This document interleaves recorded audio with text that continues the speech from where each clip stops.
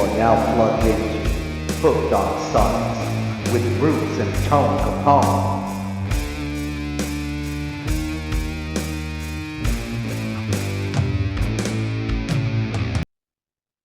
And we're live. What's up, everybody? Welcome to Hooked on Sonics. I am one of your two hosts, Bruce, and as always, the one, the only, the Toe Capone. And this week we have Kool The Gang's emergency album and Buddy Guy's debut album, Left My Blues in San Francisco. In case you're new to the show, this is a show where each of us give each other an album and we review it for next week. And we are all over the spectrum. So we never know where we're going to give each other. Uh, this month, we are focusing on some of our favorite African American artists. And so it's always a pleasure to be doing this month. We also do music news. We also, figure out what else we've been listening to besides the albums.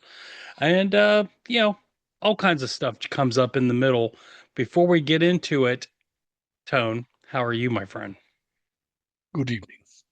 I am well. Aside from so we've discussed over the last couple of weeks the snow that kind of dumped on us here. Hmm. Well, we are now starting to see some of the effects of the shit hitting the fan. And my house has a roof that kind of slopes like this and then comes to a porch where it's like this.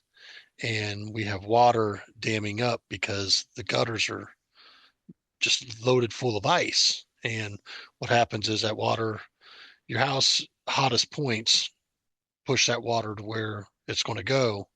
Right now, it's just all just sitting there. And as we're unthawing, I've got this situation where water's coming in to the laundry room. And at night, when it gets below freezing, it stops for a second. So we'll be dealing with that for the foreseeable future.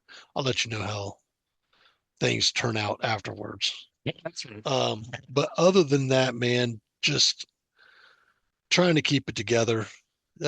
Like everybody else, just trying to keep it Uh-huh. together, trying to find some brightness. Saw the folks at Used Kids had uh, put out some Electric Wizards dope throne, and I'm on the fence about running up there and grabbing one of them. I don't know how much they're asking, and I don't want to pay $40 for one album. I hate that, dude. I hate that so much, dude. You have no idea how much I hate that. Yes. I don't like paying more than, like, on the high end of the spectrum. I don't like paying more than 20, 25 bucks. Hmm. It's just, it's nice to have it, but how often are you going to find yourself opening it and looking at the lyric sheet and goo goo gaga over it? I mean, I can't remember the last time I sat down and listened to an album. I've got an album on deck, but I kind of am in the headspace that I don't want to listen to it until I've given you yours. Hmm. That Power Trip album. Yeah. You know what I mean? So part of me wants to go up to the record store and pick up a new album. I'd really like to have some kind of jazz or, like a Bourne album to kind of just play throughout the day, just pop on the record player and it's already on there. But other than that, I'm just like, I don't want to pay $40 for an album, dude. I was seeing, where was I at the other day? Walmart. And I saw some like really cool, well-known albums. And this happens to me all the time. But then I get there and they're like, oh, this is some special Walmart edition and it's 25th anniversary of, or yada, yada, yada. And this is 40, $50. And I'm like, Hmm. dude, Yeah. Look, dude, listen. I'm not paying anything crazy for a Walmart edition of anything because really all it is just a different color of vinyl. Well, and the other thing is like, who was it I seen, man? There was, there was something, dude. And it was just like, there's the idea of the liquid in the album. Mm-hmm. I think that's cool and all, but it's too gimmick for me. I don't mind if it's on a colored vinyl. I don't mind if, you're paying a special price for a picture disc that's got the image on it. That's Mm-hmm. nice and all. Don't get me wrong. I understand collectors can do that. I've got a sleep one for Holy Mountain like that. Mm-hmm. Uh, but I also have a sleep one that I can straight listen to. I also have, you know, I've paid for the box set. I get it. I get what it means to pay a premium price for something, but I don't want the premium price paid for, like you said, just a different colors on the label or Right. whatever. I don't want that, man. I can Yeah. go to most Bandcamp sites and find most albums I'm looking for between the $20 and $25 range Mm-hmm. and order directly from, that's, I think, pretty close to the band as possible. Yeah. When you start getting to like different variants, like if it's a different album cover or if it's like a white label promo, or there's all kinds of little different things that could possibly add value or rarity uh, to a vinyl. You know, it's different circumstances, but for me personally, if it's just a different color, I'm not paying I'm not paying a premium price because I don't care that much. Right. But Now the other thing is I get it. If the band is really hot or there's limited pressings, like say an old Misfits repressing of something, and they go, we're going to repress this album and there's only going to be 200 copies. You know, hmm we haven't put it out in a while, but if you want to get your hands on it, this is one of the times we're going to pump it out before it comes out in some kind of mass production that you can get hold of. hmm So, like with the Sleep album, the box set for Dope Smoker, it was a premium price. I probably paid about $75 to $100 for it, but I expected that because it's a pretty nice, it's a very elaborate set. When you come up and visit next time, let me open it up and share with you. You'd be like, man, that's a really nice box set. hmm However, like they also did Live at Third Man, but hmm there's only so many pressings of that. I fully anticipate to pay $100 for it to own it. I can't own it digitally. It isn't available digitally, hmm so I have to, I have to find it. I have to buy it and hope that when I do get it, everything that came along in it is with it, because I'm like you, I want it to be complete, Yep. so yeah. Um, that's kind of, I'm kind of at odds end with that right now. I'm also in a situation where there's a few albums. This weekend's Bandcamp Friday. Let's give it up for Bandcamp Friday. Yeah, yeah, yeah, There we yeah, yeah. go. In case you don't know what Bandcamp Friday is one Friday of the month. It's usually the first Friday of the month. The Bandcamp company, any bands that you are fans of over there, you can purchase their albums for the purchase price they have them available, or you can choose to tip on top of it if you want. That's the way it's set up. But on Bandcamp Fridays, you can all proceeds go directly to the bands. That's Okay. great. So if you can hold off on buying an album directly from Bandcamp and you wait till Bandcamp Fridays, the band sees 100% of the profits from what I understand, which Very is nice. freaking cool. And they also have merch and stuff over there, but they never carry merch in anything bigger than usually a 2X. Yeah. If you're lucky to find a 2X, a lot of time it's just small, medium, and large or extra large. Right. So, but yeah, with that being said, Bruce, Yeah. the bubbles are Yes. singing in this bottle. Oh, okay. What are they saying? They're singing, hmm and they're singing to me. But how is Bruce doing today? Ah. Bruce says, well, we got a lot of weather down here too. We've got some storm teams activated for Nashville because they got hit with up to 2 inches of ice. Still thousands of people without power. So we got some teams dealing with that. In case people don't know, I am a water mitigation person, so I know a thing or two about a thing or two. So it's been pretty crazy busy. Lots of pipe breaks and everything. So everyone, please be careful.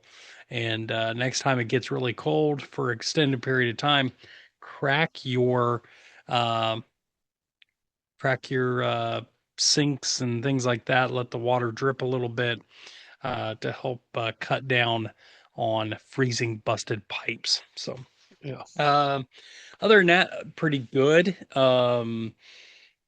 Picked up picked up a pretty cool one of my favorite AC/DC albums that I've never had on vinyl, and it's AC/DC Powerage.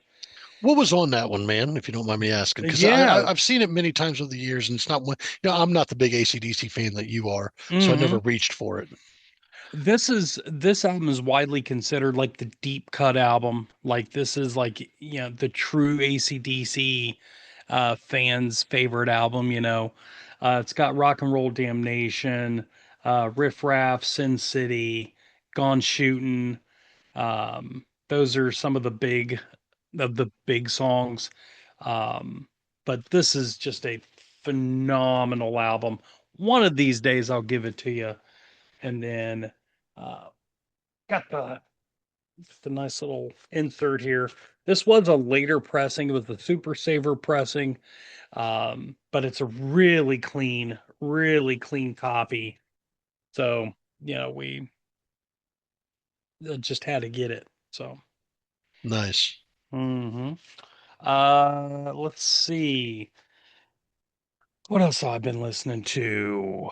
Let me pull this up because I listen to so much stuff. Sometimes I lose track. Let's see, library.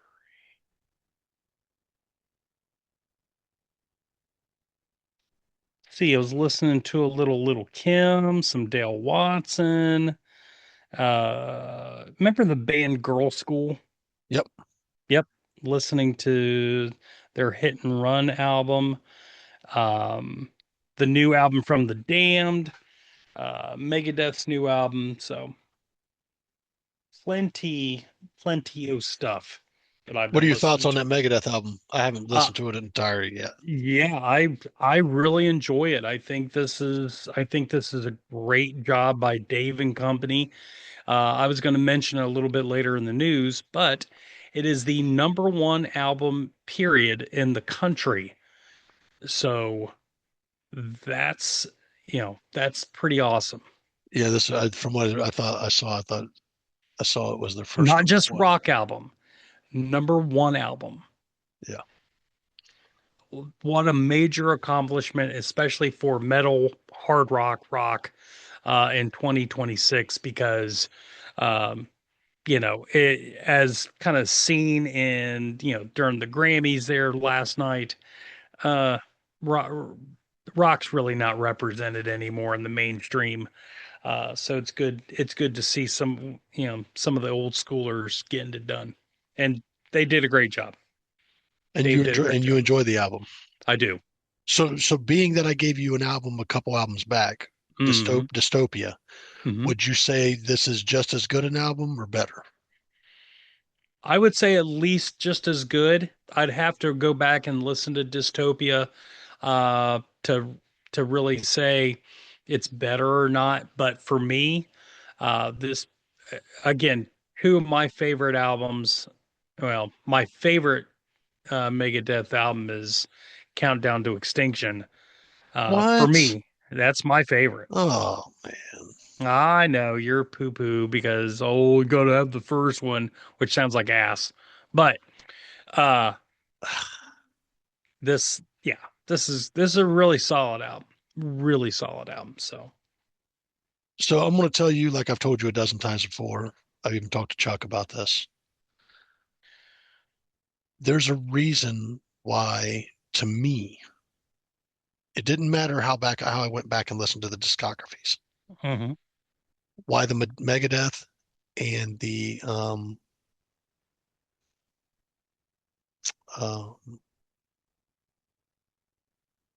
Death, both of those bands, their first albums are my favorite. And the truth of it is, it boils down to one thing. They were the rawest they will ever be. You'll never get them that raw again. Hmm. There will be no studio takeover, guidance, or any fucking input. In my opinion, that was the rawest they sounded. Same thing with Motley Crue. Hmm. That album was so fucking raw. Too Fast for Love, I believe it is. Yep. Yeah, it's just a raw album, dude. And I get it. I understand why with Megadeth people cite Countdown or especially Rust in Peace. Rust in Hmm. Peace, I would have to say would be the pinnacle album for them, obviously for so many reasons. And it's just a phenomenal album. Rust in Peace has no bad tracks on it whatsoever. And I felt that way about a few Megadeth albums. Peace sells, but who's buying? I get it. Why some people that's some I love Chris Poland's guitar work on that album. I love Hmm. that album. Um, but you know, the last time that an Megadeth album really intrigued me was Dystopia. Hmm. I keep up with them off and on here. I can't tell you I've listened to every freaking album in its entirety. There's been hits that have come across here and there off of other albums between Rust and Countdown and whatnot. And I've heard some of the stuff and I dig some of the stuff. So, but I've always been a Megadeth fan more so than a Metallica fan, just No, I get that. because the guitar playing is so much more, in my personal opinion, better. Nothing against Kirk, nothing against Kirk and James, It's just but different. it has this. Dave really knows how to put together a riff. Hmm. You know what I'm saying? So, It's thrashier. It's metal. It's metalier. You know what I mhm. mean? Like, Metallica's a little more mainstream. A little Well, I more. mean, they definitely got a little more mainstream after Injustice. You Hmm. know, once they hit the Black Album, I thought that was about the pinnacle of if they were going to stay in some lane and eventually, go back to the older sound or more thrashier sound, then go back to, excuse me, the Black sound, Hmm. and they played between those. It was great, but it was like when they did Load and Reload, it almost felt like alternative metal albums to some degree, like they were trying to incorporate some version of alternative. And it was Yep. like, this ain't the Metallica I want. I didn't like any of that stuff, you Yeah. know. Give me fuel, give me fire, give me that which I desire. Like that's not cool to me. I didn't dig that stuff, man. That's good. Huh? I dig it.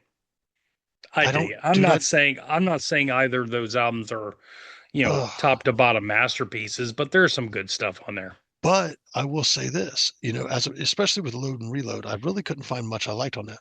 There was a couple things on Saint Anger I liked, but I didn't like the production on Saint Anger. Oh, Um, unlistenable. The you know, production on that made it it unlistenable. was it was not. I'm like, hold on, guys, you guys are the biggest band in metal. Hmm. Why does this album sound like this? I mean, I hope this wasn't an on purpose thing, Absolutely was. you know, because I've heard Glenn do some purposeful things that have sounded great, and I've heard him do some things that sounded bad when he was at the helm of, engineering and production or whatever, Hmm. or whoever was handling it, but it wasn't Rick Rubin at the helm. You know what I mean? No, I'm pretty sure it was. Oh shit! Why am I drawing a blank on? He was. He's their producer for everything. Blonde hair. I'm seeing his face. Why am I drawing a blank? Anyway, it'll come to me somewhere. Um, but But that, anyway, but that's what you've been checking into. yep, that's what I've been checking into.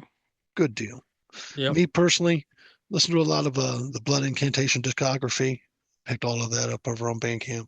Mm. I really dig those dudes. If you're into death metal, um, they do a more prog death metal, cosmic sounding thing. Um, I really dig them. If you get the chance, check those guys out. There's something else in that. If any of that sounds something you're interested in, definitely check those dudes out. Yeah. Who else? I was listening to some Bourne this week. I find myself listening to Bourne almost every week now. And then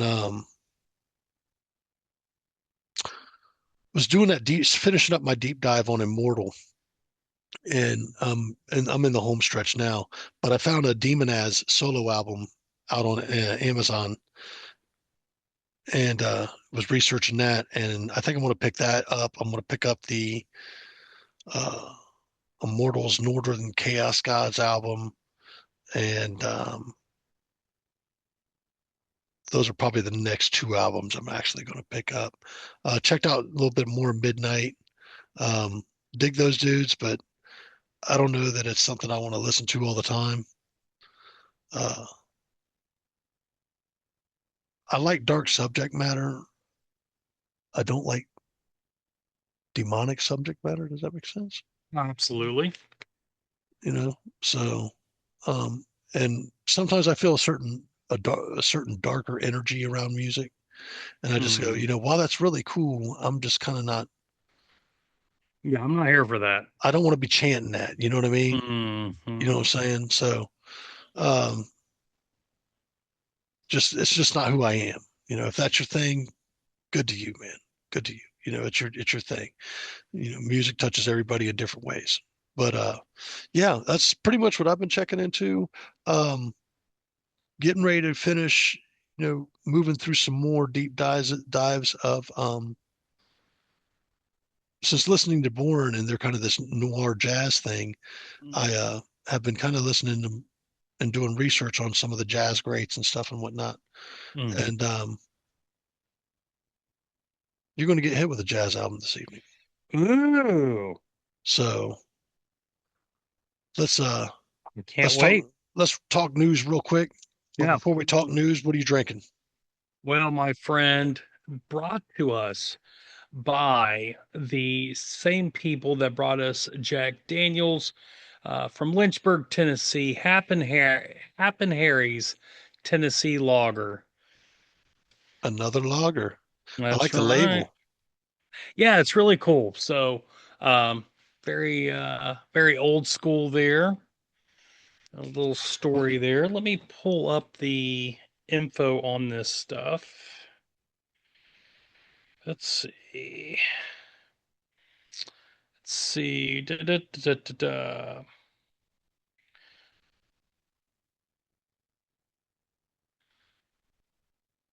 I did have it pulled up. There we go.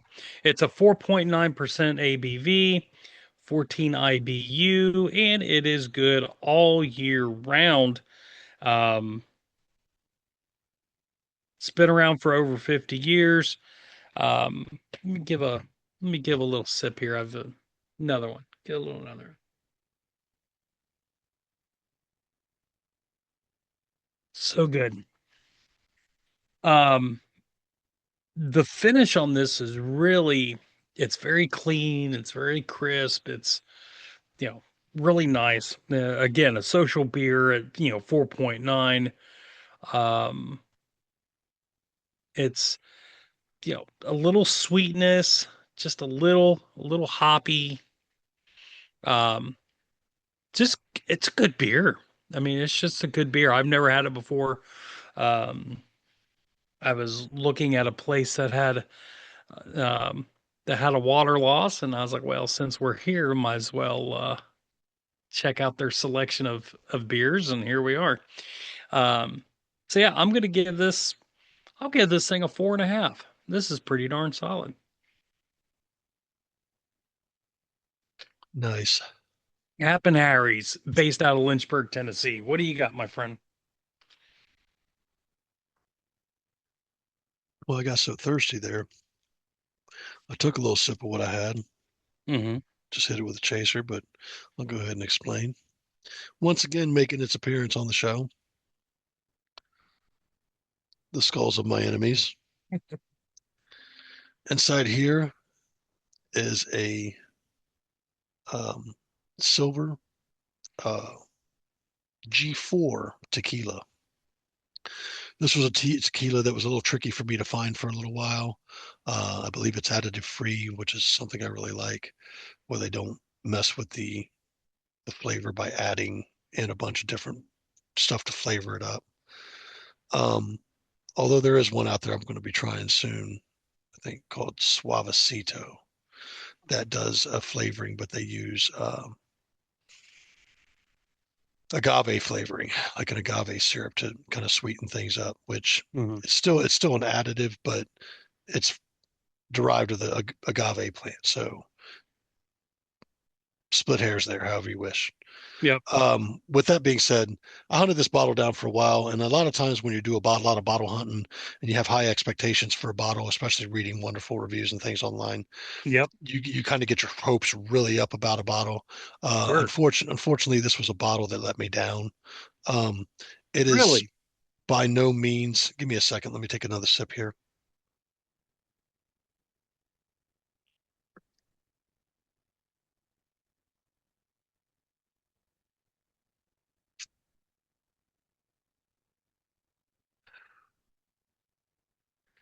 It by no means is my favorite tequila. Right now, as it stands, my favorite tequila is El Tesoro. This is it's a good tequila.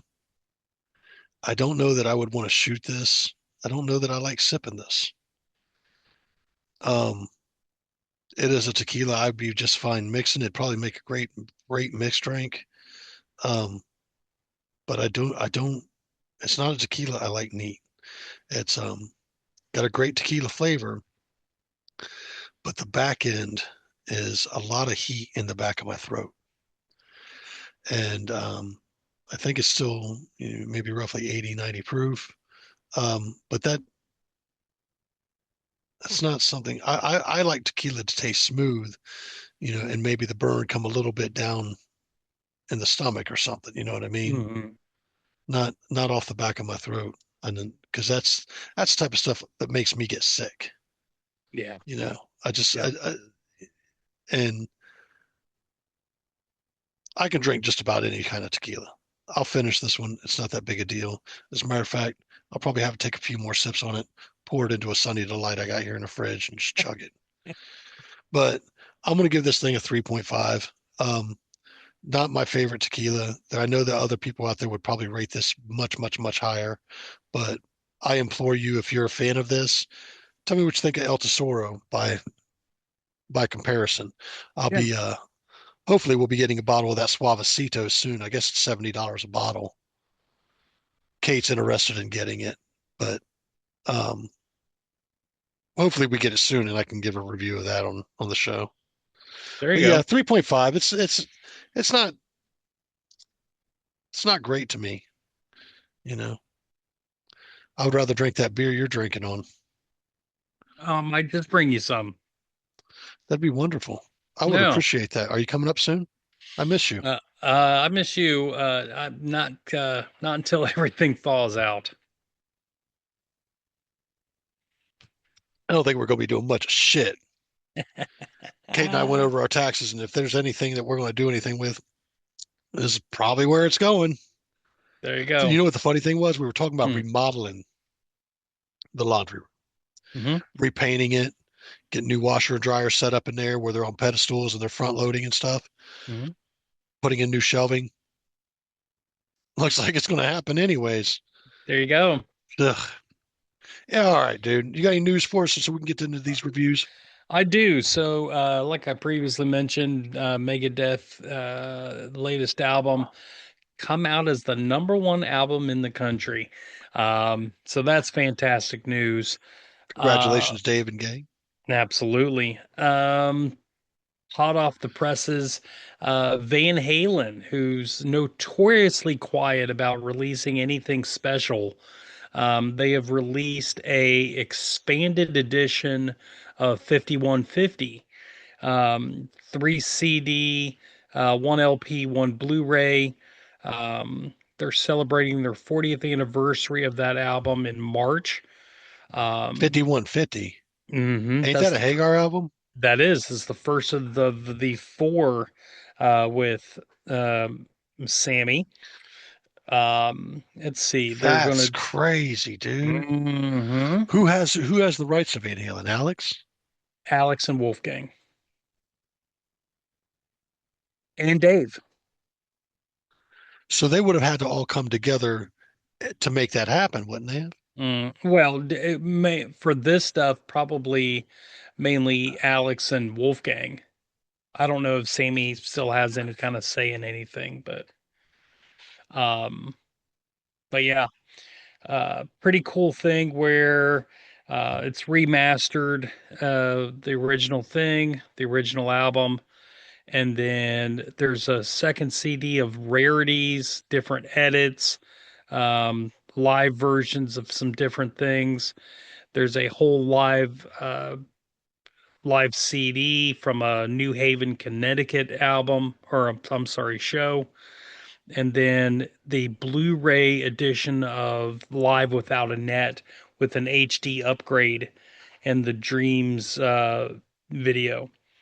So, and then there's also going to be a deluxe booklet um, for theirs too. So backstage passes, promo materials, really, really cool Well, thing they that asking looks for like it.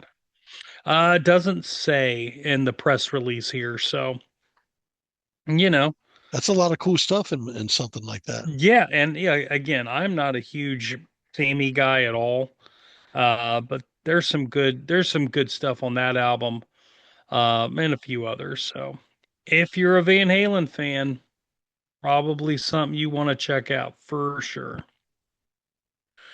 Let's see, and then let's see. Today is the day that music died in 1959.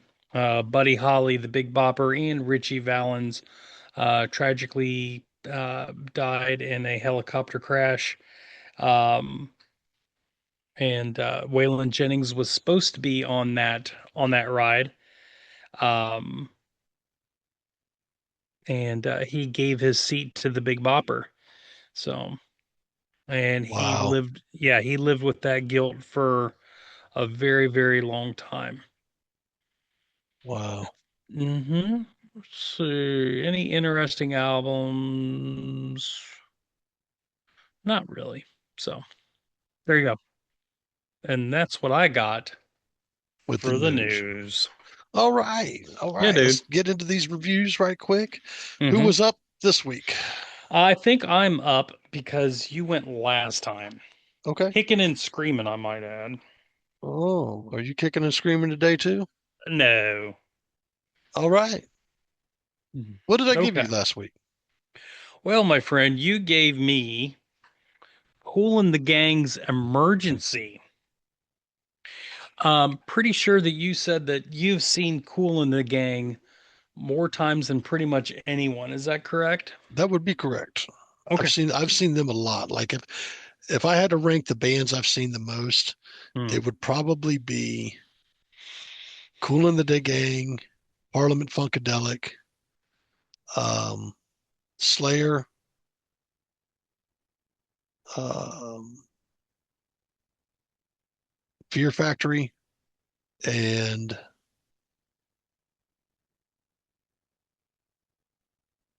I would put Fire Breather up there because I've seen them in three rapid successions in like a year. Gotcha. You know, it's kind of interesting. Kind of ties back into Van Halen.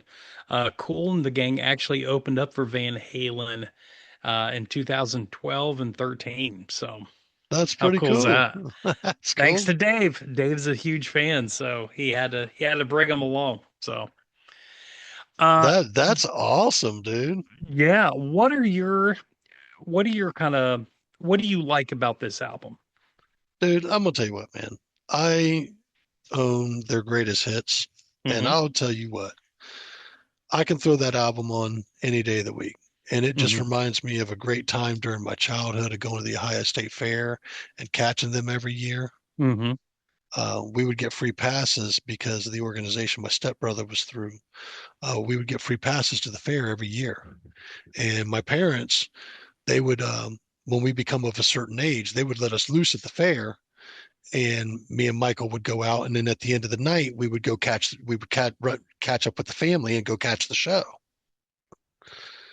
And usually those free passes were given out to us on the Kool the Gang nights.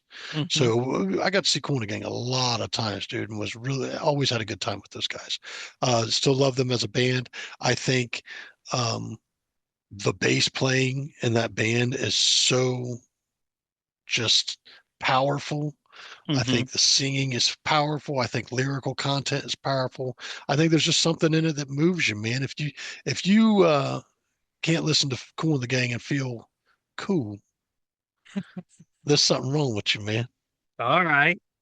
Well, let's see how I fared in your cool category. All right. Uh, just a little background on this album. This thing was released November 15th in 1984. Um, it was recorded in Nassau in the Bahamas and then the House of Music in New Jersey. Um, there are 7 songs on here, a little over 35 minutes long. This is their 16th studio album, and this is their biggest selling album, earning double platinum status in America, single platinum in Canada, and then even made silver in the UK. This had 4 singles, and then they all reached the US top 20. Those singles were Misled, Fresh, Cherish, and Emergency. So, um, pretty pretty big album for them. Honestly, I've never heard of any of these songs except for Cherish, and I only knew of the chorus. Any of the Okay. rest of these songs, I have no idea. Never heard them in my life. So that was kind of interesting. I was excited to hear this because I'm like, that's interesting because I know a lot of different Cool in the Gang Tunes. songs. Yeah. Yeah, but like never heard a full album. By the way, two of the brothers, they are originally from Youngstown, Ohio. Didn't know if you knew that. No, that's nice That though. that's Maybe right. that's why they love Ohio so much. Hey, listen, we're kind of a big deal. Let's see. My general overview is this is a very slick poppy 80s album with an overload of keyboards and electric drums. Um, and again, biggest album of their career, which blows my mind.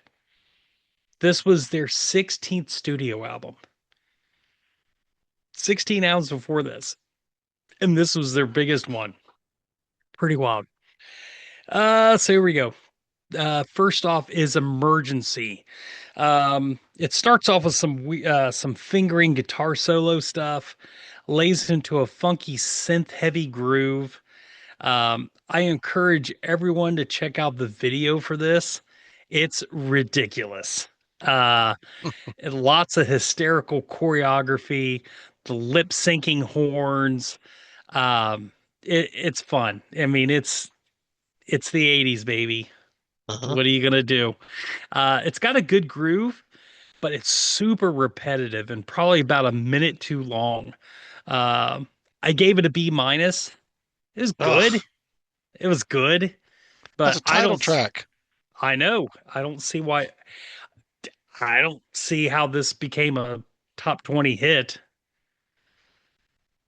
And again, it sign of the times because yeah, very 80s. Very 80s. Next up we've got Fresh. Um, this I'm was a surprised you've never heard this song. no, I don't remember ever hearing the song. This was the second single released November 24th of 1984. Um, it's really good. Still very poppy. It's a pretty typical upbeat love song for the time. This thing reached number 9 on the charts. The the music kind of reminds me of China Girl from David Bowie. I gave this an A. I really dug this song a lot. So that was exciting. Next up, we've got um, the first single, which was Misled. Um, Starts with a little, it's almost like a Van Halen reminiscent lick. The video is wild too. there's a white girl in the woods all dressed like a ice queen, and they end up in a desert cave, and there's some Indiana Jones shit going on. It's just weird. Again, the 80s were a wild time. Lots of budget, lots of budget to just throw shit on the wall. Um, but it's some weird choreography again, just fun. It was fun. Um, it's got a good beat, a really neat riff, but in general, the whole song's kind of missing something to me. Again, I don't think this is a great song. It's good enough. I gave it a B. Oh man. I gave it a B. I'm not Oh skipping it, but I'm man. not I'm not going to this song. That's my favorite track on the whole album. I know you kind of mentioned that I last love week. the guitars on that, dude. Like, The go gu- ahead. no, the guitars. So what's kind of interesting in this whole album is I blame the production because there is some good guitar work in here, but it's kind of overshadowed by that slick 80s production and all the keyboard stuff. It's really kind of buried But in you that. And know, it's those songs are the reason why that thing went double platinum. Those songs, those were the singles. Those were the ones that were had the I music know. videos for, dude. That's why it went double platinum. I know. Go ahead. Yeah. Go ahead with your Yeah. B. Yeah. Next up we got Cherish. Was the third single released in May of 1985. I said I've actually heard this song before. I was kind of surprised. Video starts by overlooking the ocean. He almost sounds like Dennis DeYoung from Styx in his vocal delivery. Um, very yacht rock. This whole album is very yacht rock, but especially this song. The song is all about, hey, if you die in your sleep, I don't know what I'm gonna do, so let's just cherish our time together because you might be dead. I mean, That's a literally, brutal way that's. to put it, dude. I mean, how wild is that? Uh, but it's a very sing along chorus. Um, yeah, I got to give it to him, even though it's slick as shit. I got to give it an A. It's fun. It's singable. It's memorable. Okay. But wow, I encourage everyone to look up those lyrics. It's like, what is he saying? What's he so scared about? Let's see. Next up, we got Surrender, which actually wasn't a single. Um, I gave the a C. I said, very vanilla. It's boring. It feels like a throwaway. The falsetto voice is not good here. He's basically telling her not to overthink things and just hurry up and go with the flow. Uh, Skippable song. I did not like this thing at all. And I So, tried four or so five times. what do you give it? C. Okay. Yep. Bad Woman is next. Um, this has an Eagles vibe in the beginning with the music and the harmonizing voices. Um, it's very slow and sultry. Nice saxophone solo in this. He's missing his ex, and she was the only one who loved him right. This song really kind of grew on me because I was originally going to give it a B, but more I listened to it, I'm like, yeah, I kind of dig this. I dig this more as it went along, so I gave it an A. Again, I encourage everyone just kind of listen to that, see if I'm full of shit because that really reminded me of the Eagles, especially towards the beginning. Um, and then last, there's only 7 songs on this. Kind of wild.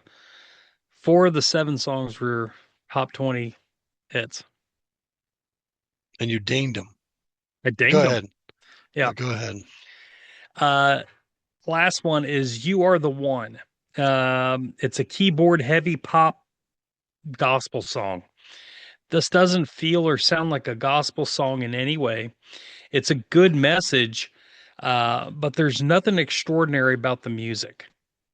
Um, I like the lyrics. I like the gospel message to it.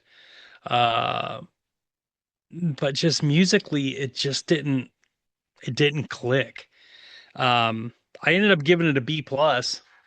I mean, it's a good song, but like there was something missing where it didn't fit quite into, standard mainstream music, but it really didn't fit into your Christian gospel music either. But I'm glad they put it on there because it's a good message. Um, so all in all, look, very 80s, very That's when 80s. it was released. Now, come on. I know, but it's dated. I don't and I went back and listened to a couple other Kool and the Gang albums. I don't understand how this was their biggest selling album. I don't understand it. Probably because of the number of singles on it, man. Because But because as but the as I song, so listen to me, listen to me. hmm When I vetted this album for you, yep, I went through Kool and the Gang albums. I knew I loved Kool and the hmm Gang anyways. I can listen to just about any album. sure, Just let it spin because it's what it is. hmm But if you take a look at some of those other albums, did any other album produce that many hit singles? no. That is why I gave that album to you. But I'm telling you right now, Celebrate as an album is a far better album. You like that album better? Way better from just top to bottom. Take it to the top, Jones versus Jones, Love Affair. Those are all killers. And of course, Celebration. That's timeless. Yeah. That's a timeless song. But What album when did that album come out? that came in 1980. So that was after or before this album.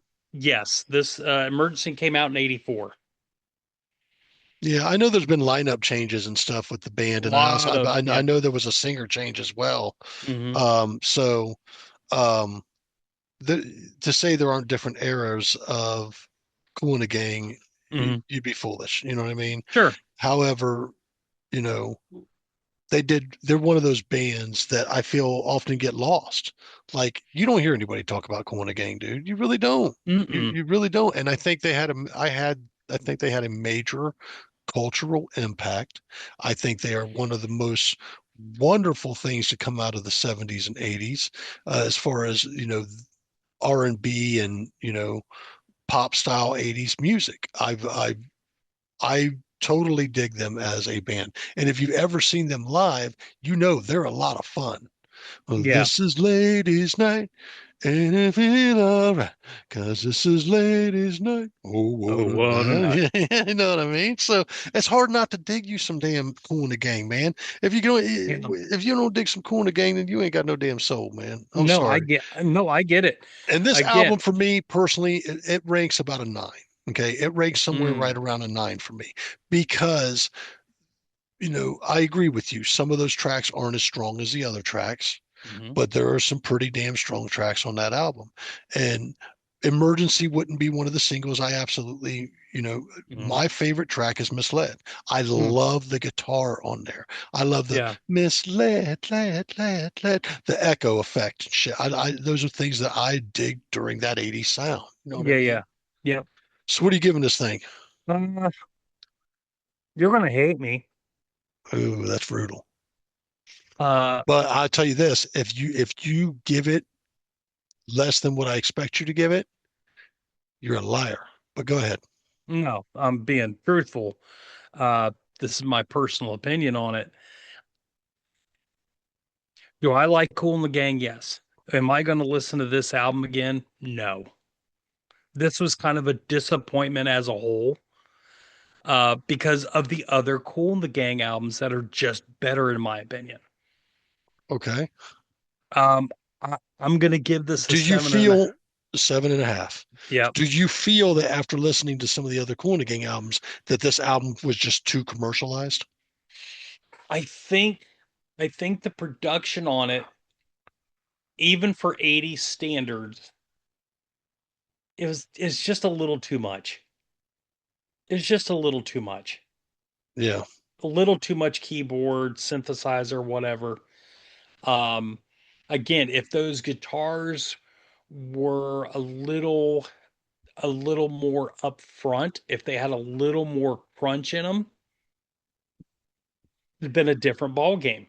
You can overlook some of the other things, but it is what it is. Again, Kool the Gang is an absolute national treasure. Uh, Legends. But this album in particular is, to me, is not one of the great ones. That's strange, man. That's, Yeah, you're I get it. you're definitely in the minority of who Yeah. thought highly of that album at the time. Hmm. So, for me, like I said, it's a solid 9. You gave it a 7.5. Yep. Yeah. Wow, dude. Okay, cool. Well, let's go ahead and get into this Buddy Guy album. Yeah, dude.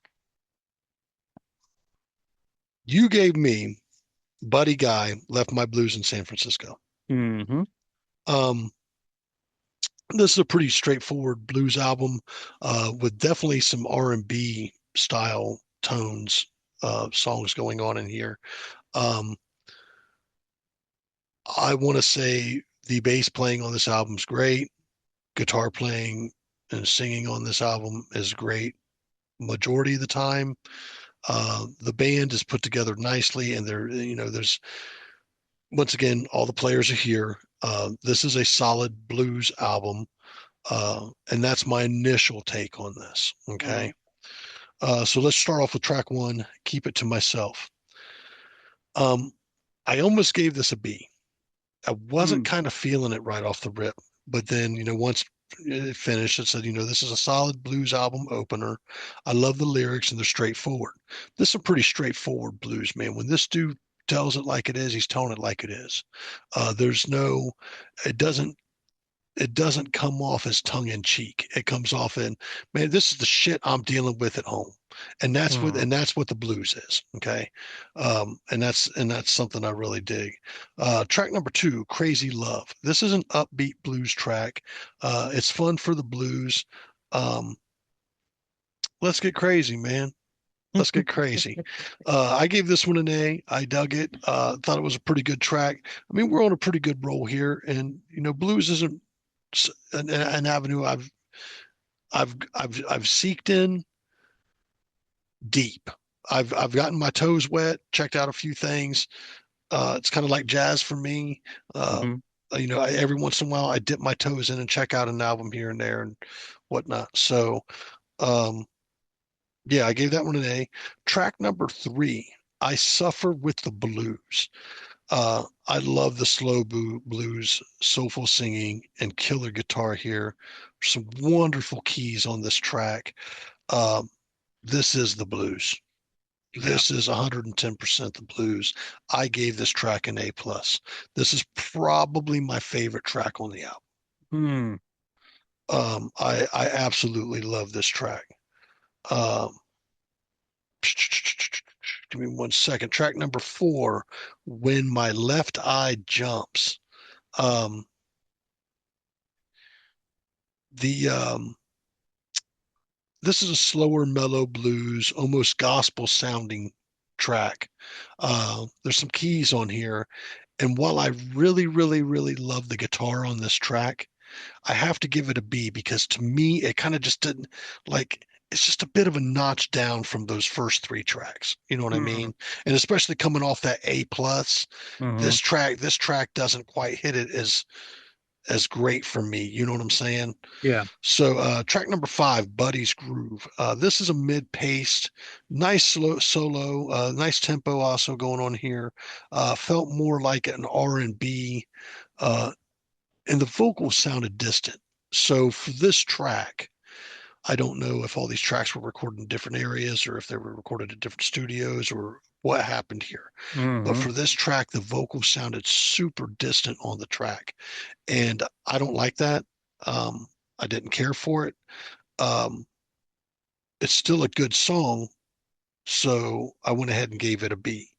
But I really do not like either the production or something to do with the production and the vocal sitting way back in the like it almost sounds like it's in an echo scream type. I don't like it, dude. I didn't like it. It Yeah. didn't fit the vibe of the album to me. Track number 6, Going Home.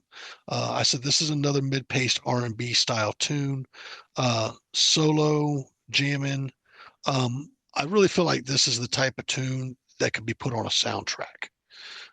However, it's not one of those soundtrack tunes that really get you going, like Mm, per se seeing Iron Man play out during Iron Man. You know what I mean? Is he's right. building Iron Man going out and destroying shit. So I gave this one a B as well. Um, it's a solid, there's not really any skippable track on here. Mm, Buddy's Groove almost became skippable because of that vocal. mm, Um, but I didn't like that. Track number 7, She Suits Me to a T. I love the horns intro on this track. There's some groovy strings, solid mid-tempo blues track going on here. Nice emotional vocal. I end up giving this one an A. I did dig this track. Track number 8, Leave My Girl Alone. This is a slower blues jam, killer guitar intro, some real soulful singing on mm, here. I gave this one an A. mm. This is a solid track too, man. This is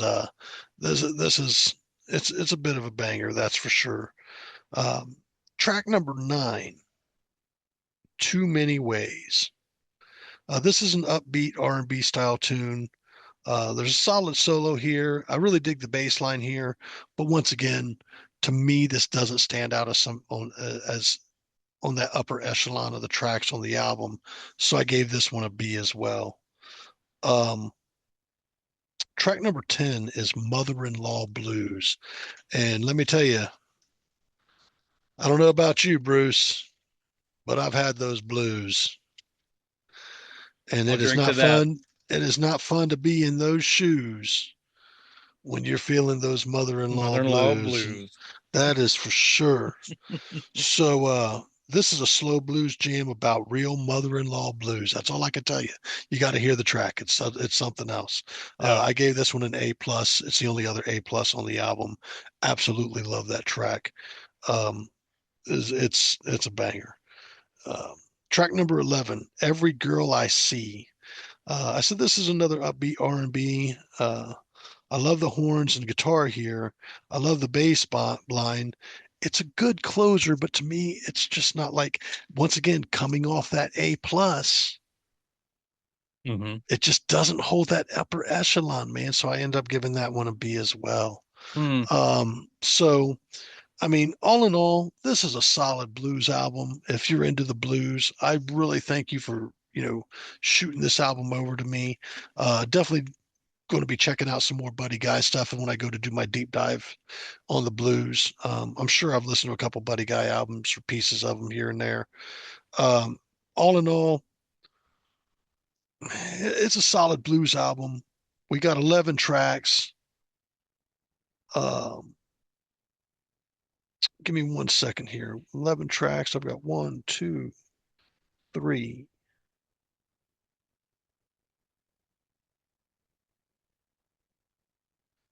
four, five B's.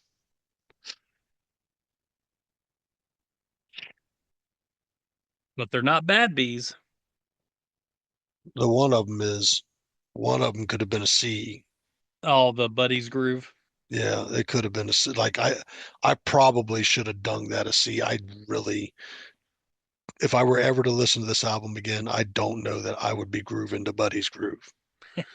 So, nothing against the writer or anybody who loves a song. It just doesn't do it for me. Yeah. Um, some A pluses on here. A lot of B's, man. It's not a bad blues album by any means. I think it's a solid listen, but is this the album I want in my blues rotation? I'm on the fence with it. You know what I Mm-hmm. mean? I'm really on the fence with it. If you ask me my favorite blues album, I'm going to cheat. and do the real, the real, the don't know shit about the blues album, fucking Stevie Ray Vaughan, Texas Flood. That's It's a great album. it's a great album. There's every track's a fucking banger on that album. Yeah, Maybe yeah. I can think of one song off that Texas Flood album that's not good. In your opinion, and Yeah. you've already proven your opinion to be very invalid. Oh yes. Let's Uh, talk about Blood Incantation and we'll talk about hey, dude, Hey dude. let me tell you something. People who know, they know. And They know. unfortunately, you just can't know. Uh, So all in all, man, fun album. I was teetering on this. I was sitting at dinner tonight thinking about what I was going to give this album.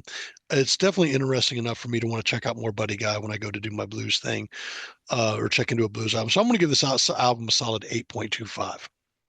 yeah, that's fair. I think so this album was recorded it started in 1962 and then from 65 to 67 was released in 67. So yeah, it was produced at different times. So that's probably why you're hearing that difference with some of those songs. Um, it's kind of a hodgepodge of styles. You got some rhythm and blues, you got some pop, you got some standard blues.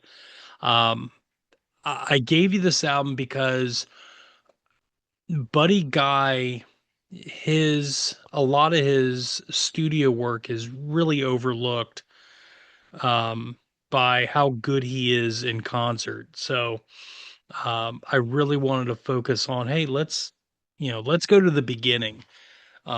His first, solo album, because he had 10 years of experience before this playing with Willie Dixon and, all kinds of other people. So um, I just really wanted to shed some light on it. So, yeah. Solid album, man. Thank you for spending it my way.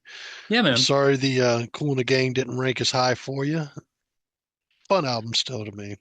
Yeah. I mean, again, if you love that 80s stuff, it's definitely your thing. All right, that brings us to Hmm. our. I want to say thank you. Yeah. I Thank want to you. say thank you for getting together each week and us doing this. You guys know that we usually take a break around June. That'll probably be coming up here before, so many episodes. Be coming up in June. Mm, whatever is what it is. So do me a favor, for those of you Mm. dealing with the snow and the ice and stuff, stay warm, stay safe. If you're having any issues, be sure to reach out and get you some help. If help is available. I know in some areas it's not. And, our thoughts are with you. Wanted to say thank you all for listening and watching. We appreciate each and every one of you wholeheartedly. Mm. We do this, you know, for us and, knowing that there's people out there who enjoy what we do, it means a lot to us. And we thank you. We hope to have many more reviews coming your way. We know we got some special guests coming up. Um, we're working on that. And Bruce, it's been a blast as always. Let's uh Always. let's give these albums. Mhm. So I'm gonna go first because I don't want to chance you possibly giving me anything that I'm not quite ready for. Yeah. Um, I'm giving you a bit of a cheater album tonight. I apologize ahead of time. Um, During my deep dive of jazz, I often look up, what are the top jazz albums or top blues albums and stuff of all Hmm. time. If I were going to give you a Miles Davis album, Hmm. what do you think it would be?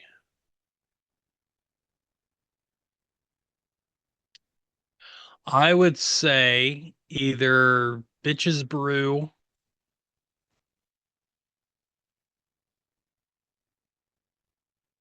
And I can't think of the other big one. I can't think of it off the top of my head. But So it go may ahead. be that one. So let's go ahead and get into it.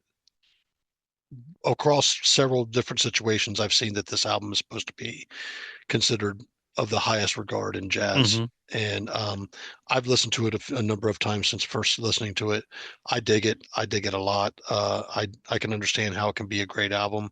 And I am going to be giving you Miles Davis, Kind of Blue. Kind of Blue. Okay. Excellent.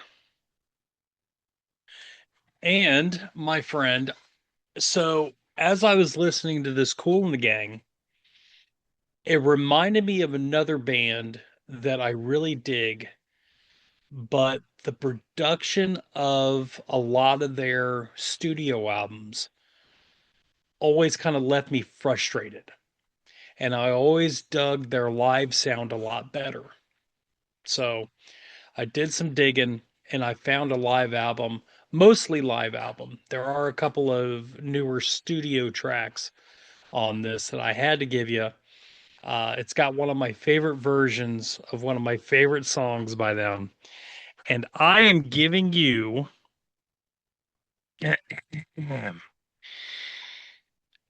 Morris Day, and the album is called It's About Time.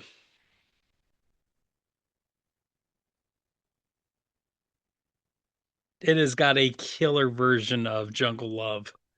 Oh, Dude, I know that randomly we give each other folks from different genres and stuff, man. But when we go hmm, into Black History Month, the things we pull out blow my mind. yeah. Things that were influential to us or we really enjoyed. Uh, I'm familiar with some Morris Day stuff. Very, very much looking forward to that. Um, yeah, this should be a good episode. Uh, Ah. Once again, we want to thank you all for watching and listening out there. Hmm. Tell your friends, tell your family. If you want us to review an album, go ahead and say something. We'll be more than glad to review it. And Bruce, once again, thank you for your time, efforts, and love and devotion. Uh, I to cherish this moment. cherish this moment, cherish this life this podcast we live. That's right. So, with that being said, I'm Because I Tone. might die in the middle of the night, No, don't say that. but cherish it. Don't say that. I know. Anyways, I'm Tone, I'm Bruce. and we are hooked on Sonics. We will see you guys next week. Have a wonderful time.